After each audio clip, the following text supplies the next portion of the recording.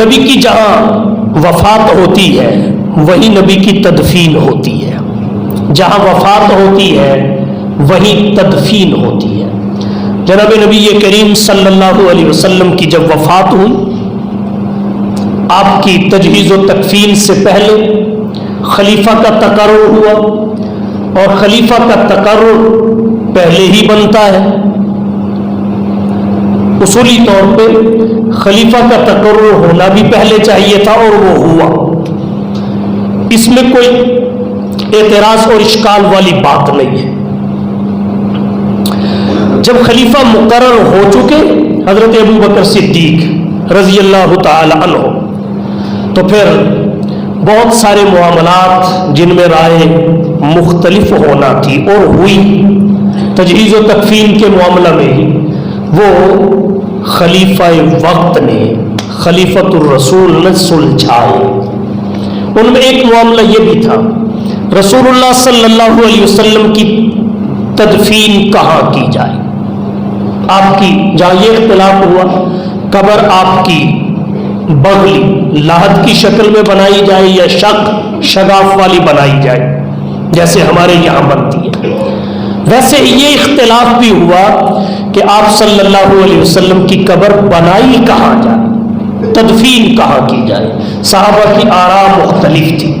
خلیفہ اول بلا فصل جانشین پیغمبر حضرت ابوبکر صدیق رضی اللہ تعالی عنہ گویا ہوئے، فرمانے لگے میں نے حضور صلی اللہ علیہ وسلم سے سنا ہے کہ میری جہاں وفات ہوگی وہیں تدفین ہوگی، جہاں وفات ہوگی وہیں تدفین ہوگی۔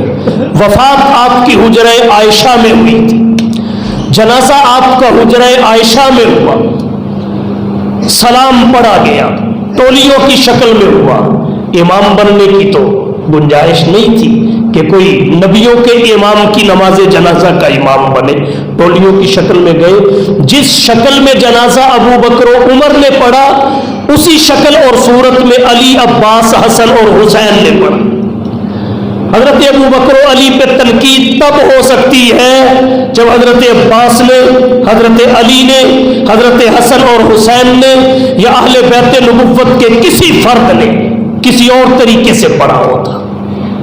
جب طریقہ یکساں ہے تو ہمارا رویہ بھی سب سے یکساں ہونا چاہیے، رویہ بھی سب سے یکساں ہونا چاہیے۔ تو خلیفہ اول بلا فصل جانشین پیغمبر حضرت ابوبکر صدیق رضی اللہ تعالی عنہ نے فرمایا جہاں حضور کی وفات ہوئی وہی تدفین ہوگی، چنانچہ تدفین وہی روضہ رسول میں۔ اللہ نے جنت کو حجرہ عائشہ میں بھیج دیا، صرف جنت ہی نہیں بنایا، جنت کی بھی جنت بنا دی، جنت کی بھی جنت۔ ما بین بیتی و منبری روضۃ من ریاض الجنہ، یہ صدیقہ کائنات کی محبوب کائنات سے وفا کا صلہ تھا کہ اللہ کے نبی کو حضرت عائشہ کے حجرے سے دور نہیں کیا گیا اور حضرت عائشہ کے حجرے کو ہی جنت قرار دے دیا گیا، بلکہ جنت کی بھی جنت۔ تو نبی کی جہاں وفات ہوتی ہے وہی تدفین ہوتی ہے۔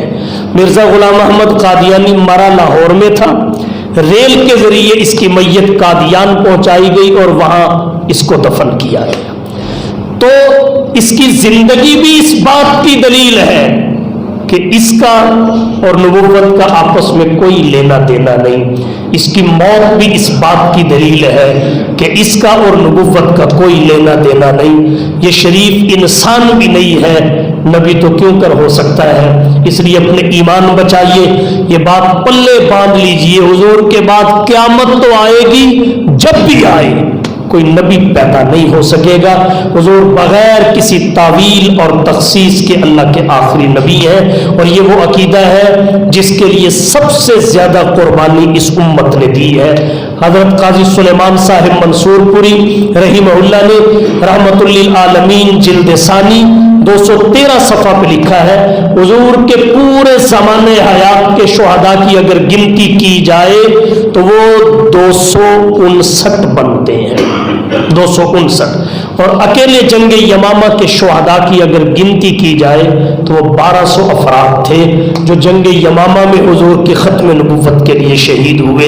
ان میں اکثر صحابہ تھے اور 600 یا 700 قرآن کریم کے قراء تھے جن کی شہادت کے بعد یہ خطرہ لاحق ہوا کہ قرآن کریم کی حفاظت کو کوئی مسئلہ پیش نہ آئے. تو حضرت عمر نے تجویز پیش کی. ان کی تجویز پر حضرت ابو بکر صدیق کے زمانہ خلافت میں قرآن کریم کو کتابی شکل میں جمع کیا گیا. تو سب سے زیادہ قربانی جس مسئلے پہ امت نے دی ہے وہ نبی کی ختم نبوت کا تحفظ ہے. اللہ تعالیٰ اس عقیدے کو پلے باندھنے کی توفیق عطا فرمائے اور اس پر ہمیں مضبوط یقین نصیب فرمائے. جیسے اللہ کی ذات اور صفات کو مان کر وحدت کو مانے بغیر بندہ مومن نہیں ہو سکتا، ایسے ہی حضور کی نبوت اور رسالت اور افضلیت کو بھی مان لیا جائے تو ختم نبوت کے مانے بغیر بھی بندہ مومن نہیں ہو سکتا. وآخر دعوانا ان الحمدللہ.